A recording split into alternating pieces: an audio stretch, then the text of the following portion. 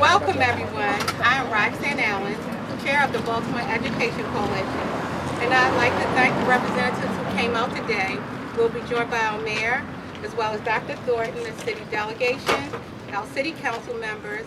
Also, we'd like to acknowledge Dr. Alvin Thornton for coming out, as well as Principal Carr for hosting this event at her beautiful school. We thank her for that. Thank you to the BEC membering organization that turned out in large numbers during this legislative session. And we worked with the city delegation to restore our education funding.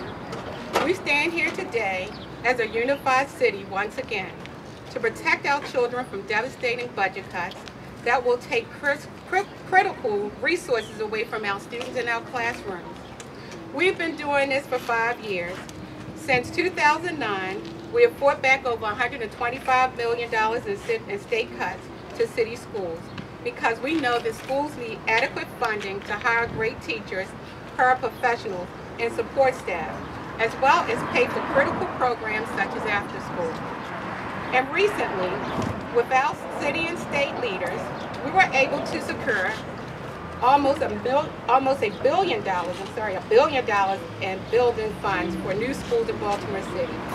However, right now, we're deeply concerned about the state education funding for our children, especially in the light of the events that recently happened here in Baltimore. This session has ended, and Governor Hogan is still holding critical funds from our children. And the clock is ticking as principals struggle to figure out which teachers to keep and which programs they'll have to cut. We've been talking to principals across the city about their budgets. We're hearing that the schools are going to lose teachers, support staff, guidance counselors, field trips, and other important resources for the students. This is not a good time to take any resources away from our children. That's right. This is a step in the wrong direction. We are here to send a message to Governor Hogan. Don't shortchange Maryland. Don't shortchange Baltimore City. Release the CGEI funding right now. $68 million and 13 school districts in Maryland are being withheld. $11.6 million is for Baltimore City. Our children need it now. We need our money. Thank you. That's right.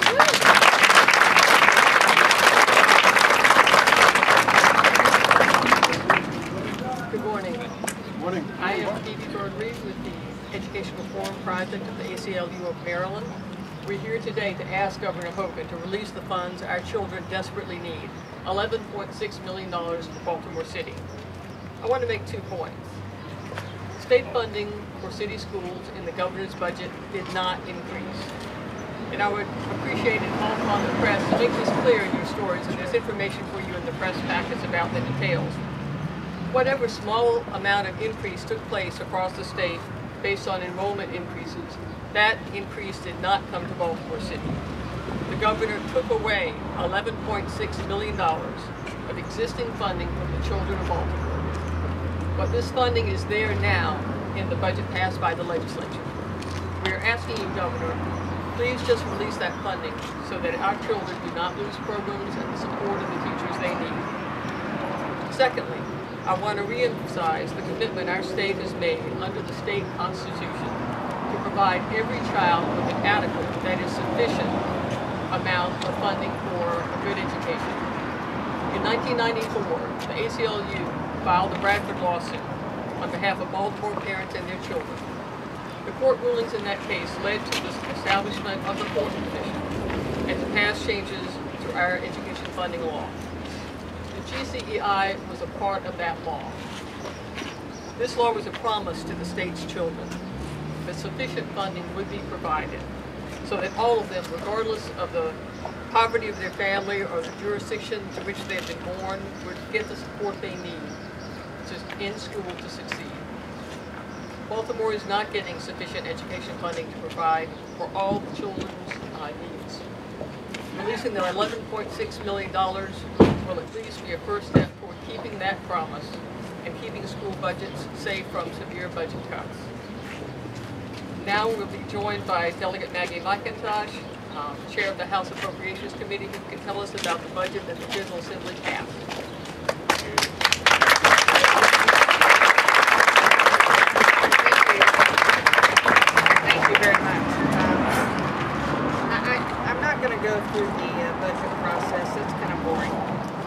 am going to do this. We are not the same Baltimore that we were 2 weeks ago. We're a better Baltimore. Yes. And we are one Baltimore. And we can be better because we are listening to our youth, our students. And in a few short weeks, our students are going to leave these schools, and we want them to have enrichment programs through the summer. Those are the kinds of things that are on the chopping block. You know, middle class and upper class kids in counties across the state, their families, if you're like my brother and sister-in-law, have camps arranged for those kids. They're busier than I am. They are enriched all summer long. But a lot of our students are not. They go home. They have nothing to do. They have no job. They have no internship. They have no school that has an open door for them to continue their reading and math studies. We need this $11 million to make sure that we don't cut enrichment programs for our students both in school and during the summer. That's how important it is. Now, I saw the governor in a press conference after he came to Baltimore and provided needed safety for our citizens. He said that while he was in West Baltimore, nobody said, I need GCEI. Oh, jeez. Let me tell you something. I'm chair of the Appropriations Committee. I didn't know what GCEI was either until I got on the committee. I didn't know what it was. But I'll tell you what. He said he heard that they needed jobs. They needed jobs. Every parent in Maryland, when their student or when their son or daughter says, how do I get a job? How do I make sure I get a good job in life? That's the first thing out of the parent's mouth. Get a good education. So I'm asking the governor today, if you didn't hear GCEI, maybe you heard jobs. And we need to make sure that the students in Baltimore City schools are prepared for jobs for today and for tomorrow. So I ask for the release of that funding. Amen.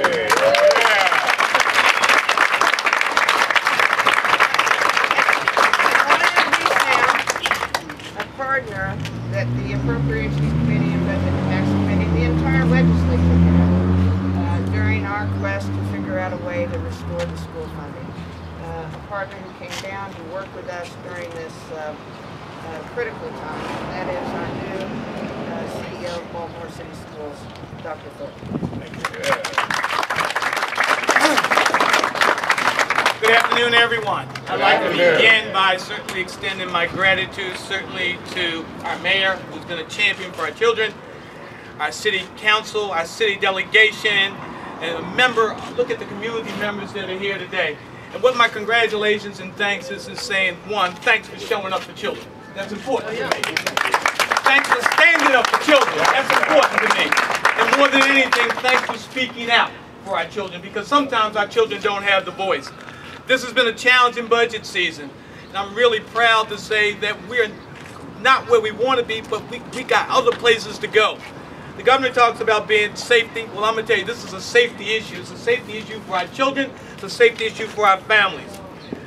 Baltimore has gone through a very tumultuous last few weeks. We cannot allow that to define our outcomes. This money, let me be perfectly clear, is for schools. Schools and only schools. It's my hope that I can restore dollars so we can certainly mitigate the challenges that we have.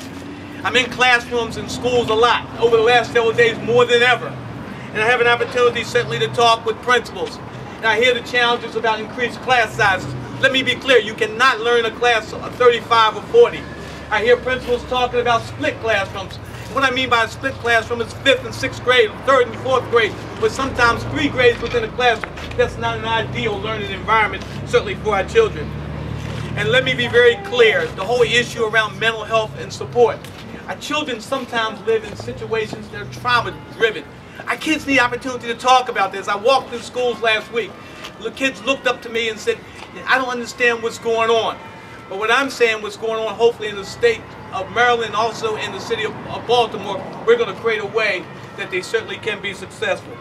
And more than anything right now, I'm concerned about summer, folks. I'm concerned that, as Delegate McIntosh talked about her family, our kids won't have those opportunities. I need kids engaged in meaningful activities this summer. We made hard decisions this year. I need to restore those opportunities that every youngster gets up during the summer, goes to a meaningful experience, whether it's extended learning or actually going to a place where they're going to see new learning. The mission of the city schools, the mayor and I talk about this a lot, is creating a way in which our kids can have the same dreams and aspirations as any other child in the state of Maryland.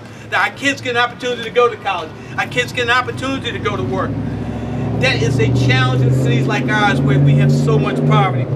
Schools do more than teach. We're making future citizens. We're making the folks that are going to stand behind us in years to come to support their children.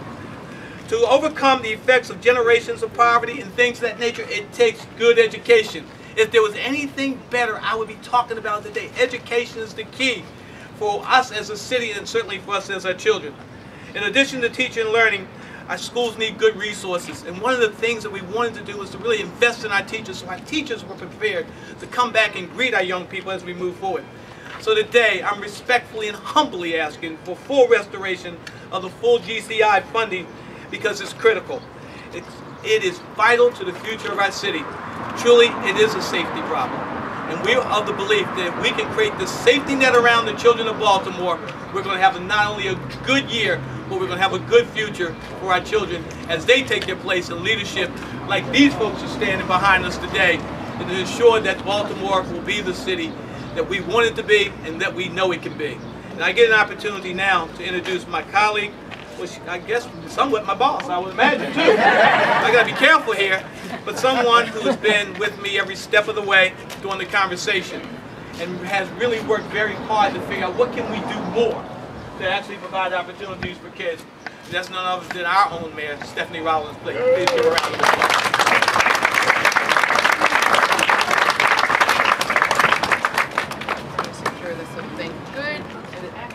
Good afternoon. It's been a busy couple of weeks. Well, how about this? Hello, everyone. Hello. It is a pleasure to be here with all of you for a very important reason. I want to thank Dr. Thornton and his leadership team for really articulating the specific needs of our young people around this school funding. I want to thank the chairs of our delegation, Senator Catherine Pugh and Delegate Kurt Anderson, I believe is here somewhere, hiding in the back. There you go. Thank you very much, Senator McFadden, the chair of the House Appropriations Committee, Delegate Maggie McIntosh, Delegate Rosenberg, Delegate Washington, Delegate Haynes, excuse me.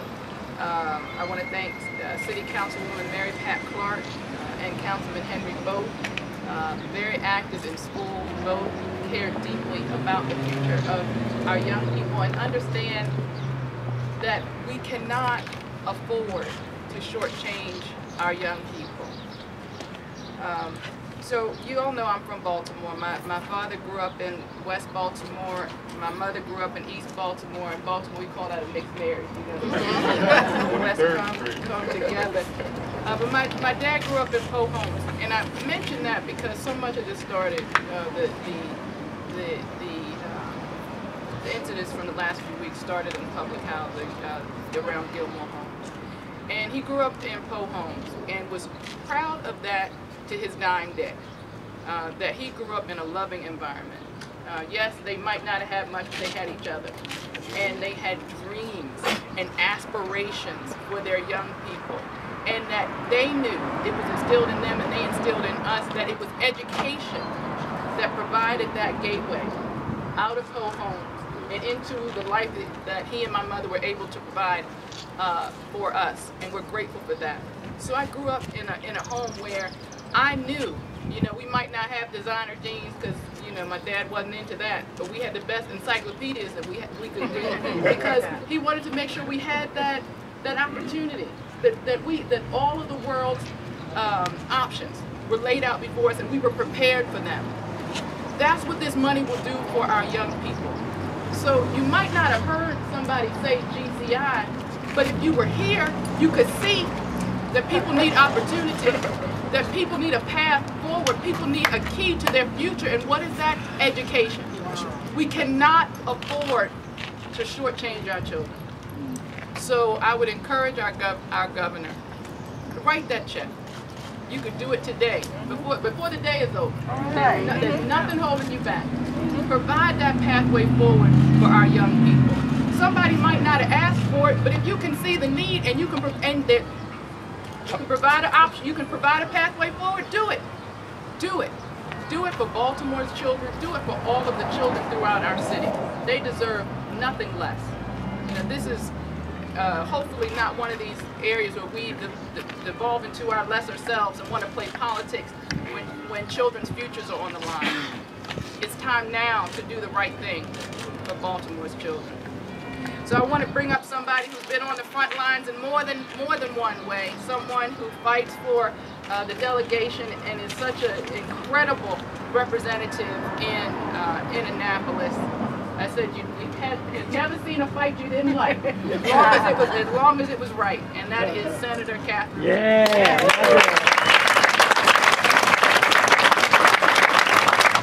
Before I begin, let me deliver some good news for those of you who don't know. You know, when I came to Annapolis, and Senator McFadden, you know this well, one of the premises that I went to Annapolis on was that we were going to change the compulsory attendance age to 18. We've been able to do that. But here's what you need to know. When I went to Annapolis, we were the #1 dropout school system in the state. We have now decreased our dropout rate to be at #3, which means we're just about near where the state's average is. So what that means, you all, is that we have more children attending our public school system than ever before, at least in the last decade. I think that deserves a round of applause. That is through the work of the Baltimore Education Coalition. It was there every single year that we brought that legislation till we finally got it passed. But when we say we have more children in our public school system, that means we need more resources. And so I too am standing here with everyone, including our mayor and everybody else who's standing here, to say we need our funding. We need our funding because we want the progress to continue. What you all saw last week was not all of Baltimore, but it is a part of Baltimore. It is a part of Baltimore that we should all be concerned about. And as the mayor said, and everyone else has said standing here, education is the key. Education is the way out. Education is the way forward. And we need our funding so that we can continue to push forward. I look forward to discussions. I'm in Annapolis on tomorrow. I know, Maggie, you are as well, and everybody else. We look forward to having those discussions with the governor. As the mayor's already said, release the money. We need it. Baltimore needs to continue to move forward. And the only way that we do that is that we invest in our children. Thank you for this opportunity.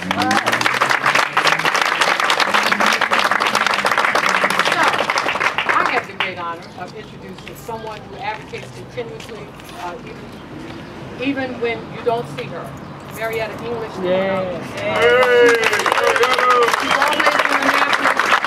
She's always in the community, and I see her all around the country advocating for children throughout the nation. So thank you so much for your work. Thank you. Thank you. Thank you. Good afternoon. Good afternoon. I stand here in solidarity with the city delegation, Mayor Stephanie Rawlings-Blake, and Baltimore City Schools CEO, Dr. Thornton, calling for Governor Hogan to release the CGEI funds. Yes, contrary to what many believe, the teachers union and the school district do work together. Before going any further, I want to take a moment for the men and women who serve in our armed forces. So join me in a moment of silence as we remember those who are in the distant shores, far away from their families, who are serving, even during times of peace, to protect our democracy here at home. Let's have a moment for them, especially in this month of Memorial.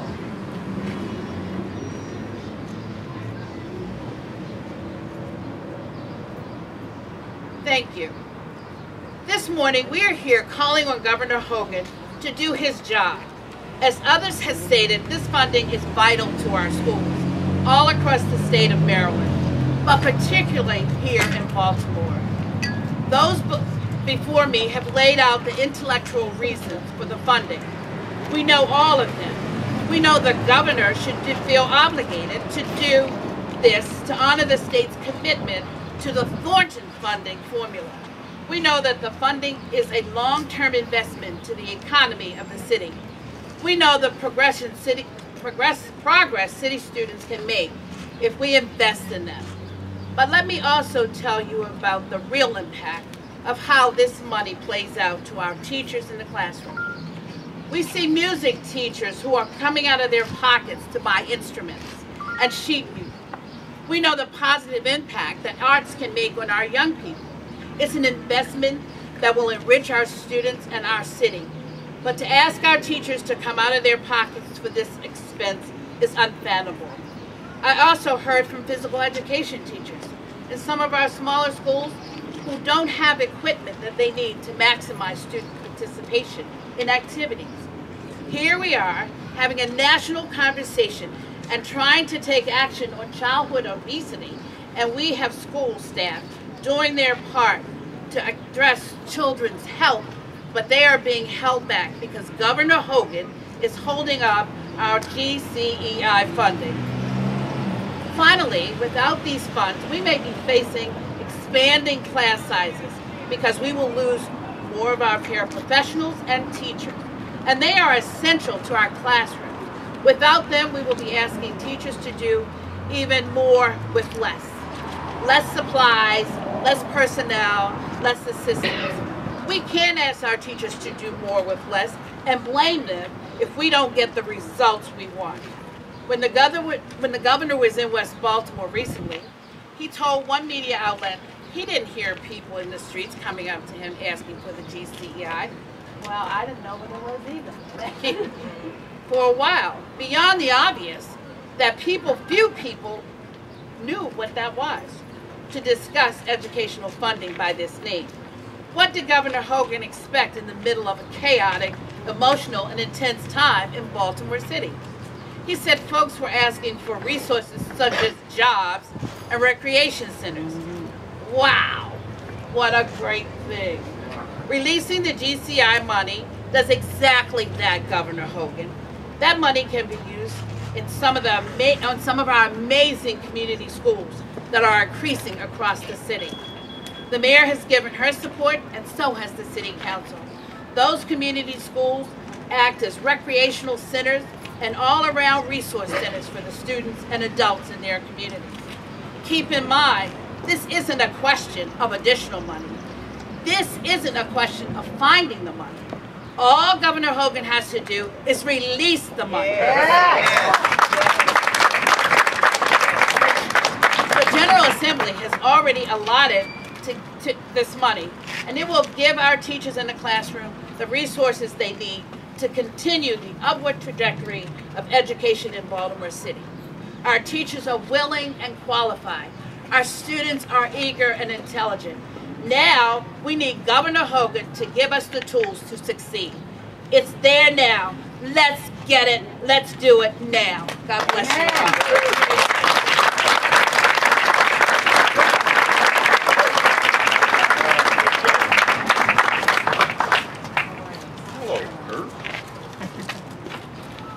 The BEC, Baltimore Education Coalition, would like to thank everyone for coming out this afternoon and joining us for this important cause.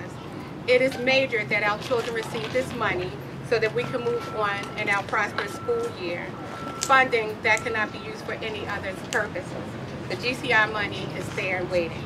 I would like to thank everyone for coming to speak. B.B. Bernie, Delegate Maggie McIntosh, Dr. Gregory Thornton, Mayor Stephanie Rawlings-Blake, Senator Catherine Pugh, and Marietta English. Thank you all for coming out. I would also like to thank the Baltimore Education Coalition members that are in attendance today, represented by Advocates for Children and Youth, American Civil Liberties Union, Baltimore Curriculum Project, Cathedral of the Incarnated, City Neighbors, Comprehensive Housing Assistance, Downtown Baltimore Family Alliance, Elevate Baltimore Division of Humanum, Greater Homewood Community Corporation, League of Women Voters, Maryland Out of Time School, most, Reservoir Hill Improvement Council, and the York Road Partnership. We thank you all for coming out to support this event. And we also want to thank all the parents and supportive neighbors that came out to be a part of this. This is going to conclude our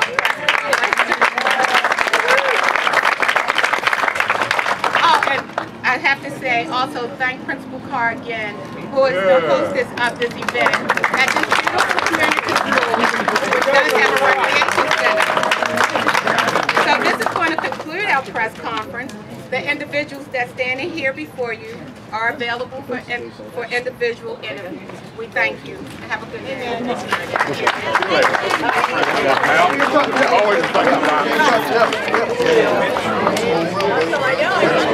Yes, sir. Always.